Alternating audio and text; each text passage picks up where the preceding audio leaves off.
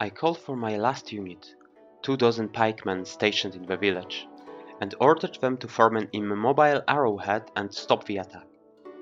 Then I ran back to see what was happening on the beach under the village. I arrived just in time.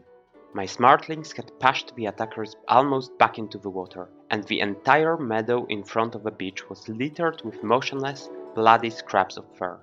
At that moment, another phalanx surged from the crowded reed boats in the cove. I couldn't comprehend what was happening. We had the same sized herds, yet Kimir was literally flooding my army with wave after wave of troops, which he seemed to have taken out of nowhere. And then, in the glow of a dying, burning reeds and the faint light of the first dawn, I saw that the backs of the new attacking smartlings were ash grey. Chagai smartlings from the Blue Island. Kimir stood in his boat, laughing. I played the signal, everyone to the village, defend the barrows, and my animals began to retreat, but they managed to maintain some semblance of order. My army poured through the main entrance in the wall, which I immediately ordered to be blocked with stones and covered with barricades. The spiked barriers made of sharpened branches tumbled down from the walls, bristling at the base. I played the signal for the surviving slingers, and stones rained down on the disorganized army of Chagai smartlings and the remnants of the first phalanx. As I lifted the flute, something slammed violently into the post of the pavilion, denting the wood. I turned and saw Kimir with something resembling a carved club. He bent down and picked up a stone from the bottom of a boat, then placed it in the socket at the end of a club. A pagan, a weapon for throwing stones, used by the shepherds of Kabir for hunting. Kimir swung the pagan, the stone whirred through the air and whizzed just past my head. I ducked behind the veranda railing and looked around. I had no weapon, literally nothing. My animals were fighting desperately on the village walls, and I needed to check what was happening with the infantry holding the other beach. Another stone whizzed through the air, and the watchtower in my village exploded into a cloud of dried clay. I leaped off the veranda, but the next projectile hit me in the side. I felt pain like a powerful kick. My vision darkened, and I collapsed into the velvet darkness. I woke up shortly after. The battle on the village walls was still raging. My animals were furiously jabbing with spears, sometimes tumbling down from the walls despite the barricades and pouncing on the attackers with their claws. For a moment, I writhed in pain on the ground, but then I gathered myself and tried to stand. My side felt like it was pierced with needles, but I resolved to get to my feet anyway. When I lifted my head, I saw Kimir standing brazenly on my land, with a flute tucked into his belt and the pargan in his hand. He greeted me with a solid kick to the head, and when I fell again, he took my flute and flung it into the water with a wide motion. "Welcome to the war, little brother," he sneered. He approached the village and kicked the wall, but it did little, since the clay had dried to stone. He then swung the pagan, knocking several of my smartlings to the ground, and returned to his boat. I tried to get up, pulling my knees under me, but my side throbbed terribly, and I felt my face swelling. Blood dripped from my nose onto the sand, black in the bluish dawn light. I no longer had my flute and couldn't give orders. Somehow, Kimir had taken control of Chagai's animals. All I could do now was sit and watch the slaughter of my smartlings. Helplessly. The animals kept fighting. I gave them no orders, didn't guide them on what to do, and yet the fortified village held its ground bravely. I sat on the steps of the veranda, holding back tears, waiting for the inevitable defeat. The persistent melody played by Kimir rang in my ears, and it seemed to have something hypnotic in it. I could no longer see the village walls, only a mound covered with ash-grey and ruddy backs. However, I noticed that Chagai's smartlings were not as ferocious as the ruddy ones or my own warriors.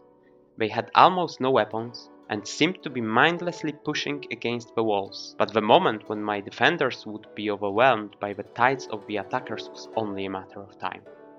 I spat blood and sat there, clutching my injured side. With each breath, it felt as if my insides were tearing, as if thorns had grown within me. And then something unexpected happened. Over the din of battle, the squeals and the hisses of the enraged animals, and the piercing notes of Kimirziel's flute, a new sound suddenly rose. It came from the direction of a second pitch and was undoubtedly made by the smartlings. But it wasn't a cry of pain or anger. It sounded to me like a melody, as if many voices were whistling in unison. My smartlings were running from the second pitch, my 24 pikemen. Now, with their fur stained ruddy, they looked like Kimirziel's animals. No one was leading them, my flute lay at the bottom of the lake, and even if I could play, my injured side wouldn't allow it. And yet, the animals ran on their own to aid the besieged village. And they were whistling. They were whistling the song of heroism that I had composed for them. They attacked the besiegers, charging in formation with raised spears. I watched in astonishment as they broke through the ring of attackers and cut their way to the gate.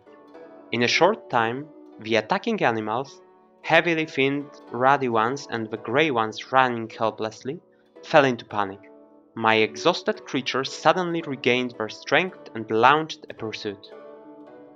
Kimirziel's smartlings fled to the cove when the boats awaited them, trying to push them into the water, crowding and trampling each other, but my brother continued to play his attack signal, stubbornly, monotonously, as if he didn't see that the battle was lost.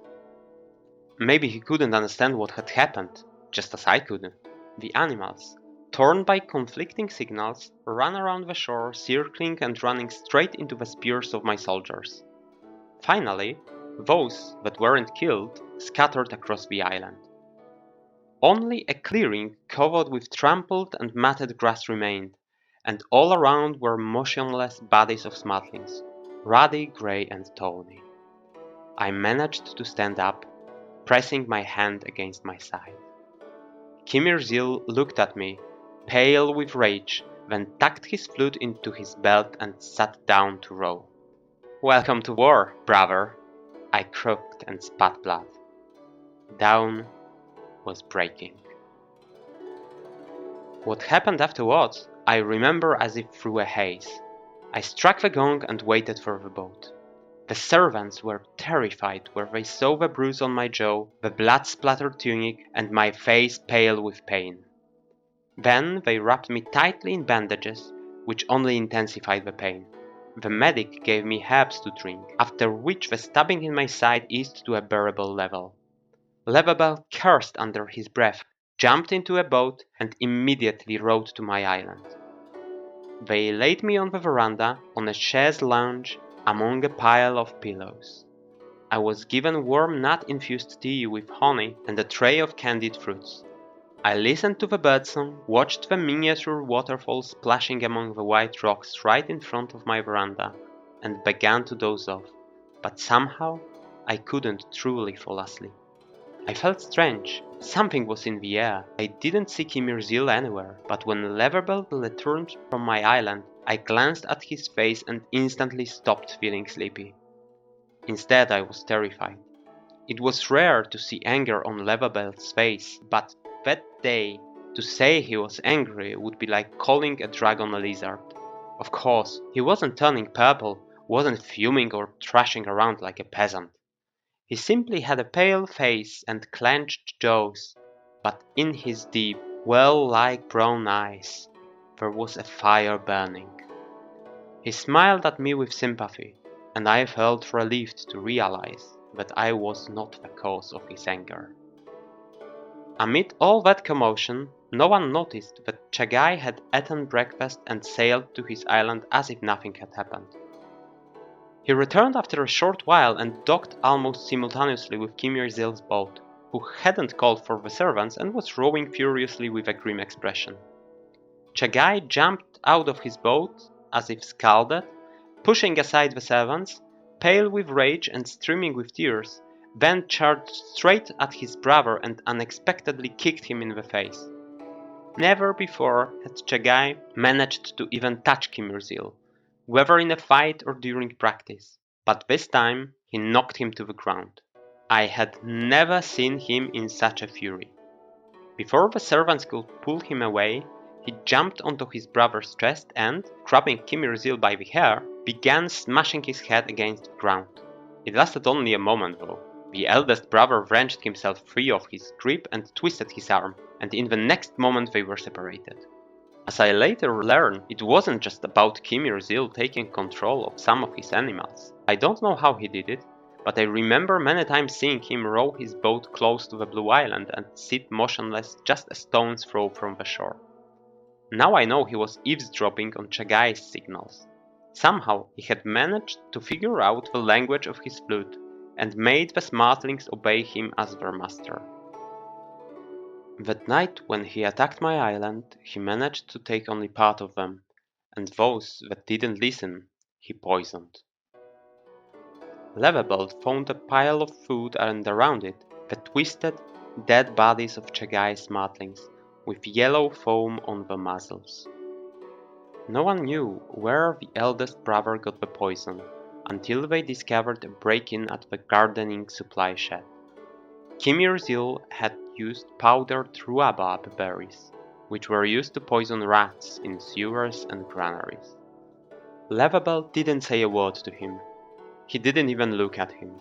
He simply turned away and entered the pavilion. I later saw him leave, dressed in an unassuming cloak with a hood, which meant he was going to see our father, the Lord of the Tiger Throne.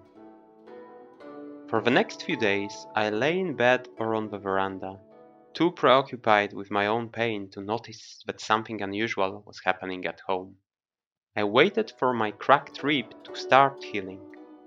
It hurt when I breathed and when I tried to turn over, and the tight bandages caused me a lot of pain as well. I drank herbs often and spent most of the time sleeping, unaware of what was going on around me. Still, I noticed that my medic, Hachin Tetsugai, was nervous. His hands trembled when he measured out my medicines and lit incense sticks, entrusting my health to the Amitraji Lady of Harvest and some of the new gods now worshipped in Amitraj, who were our Kiranese deities but with different names. Care for the bodies and spirits of the sons of a tiger, O he who walks uphill. Give them your strength. Do not let them drift away in the moon's chariot, we beg you. You said, sons? I interrupted him. Is someone else sick? Young tiger, your brother, Prince Kimirzil, has been ill for 2 days, he replied. He's vomiting and cannot eat. He's delirious with fever. It may be that... But what? I asked, terrified. I was angry with Kimirzil, but he was still my brother. We will not speak of it, noble prince, not when black birds are circling over home. But what happened to him? The noble Prince Kimirzil played with rhubarb, my lord. It's a terrible poison. When one doesn't know how to handle it, one can poison himself. The powder can stay on your hands or clothes. Promise me, young tiger, that you will never touch it. Kimirzil died the night of the next day. He fell into a sleep from which he never woke up. I cried so hard that I thought my heart would break. The world had changed. I was a child, and until then I had never lost anyone. Somehow, it seemed to me that death had no place in the village of clouds. It was something one only read about or heard in stories. Everywhere I turned, I encountered something connected to my brother, and I couldn't believe that someone who had just broken my rib, sat in that chair, or read that scroll could disappear as if they had never existed, while the traces of our actions remained as if nothing had happened. Even something as personal as a half-eaten piece of fruit. It seemed to me that he must still be somewhere, that he was walking through the corridors or he had just left the room before I entered. The funeral ceremonies lasted 3 days, and as it is customary at Kiranese funerals, they took place in a complete silence. The pyre had burned out, and the only trace of my brother was a stone lamp on top of a small mound, with a carved bowl inside it for offering incense, adorned with a bas-relief of a little horse. I remembered that Kimir Zil loved horses and often pretended to be one as a child. When I looked at the relief, I saw him as that young boy, and not the tall, thin figure with cruel, narrow eyes, almost a man from a few days ago. That beloved little horse of his, the toy carved from soapstone, which he never parted with, came to mind, and only then did I truly understand that my brother was dead. I sailed to his Scarlet Island. The smartlings had already been taken by the Master of Animals, though only a few of the ruddy ones have survived. I walked around the island, looking at the remains of the village, staring at the skulls of the smartlings killed in executions, impaled on sticks around the pavilion, and suddenly I screamed in terror. For a moment I thought I saw my brother.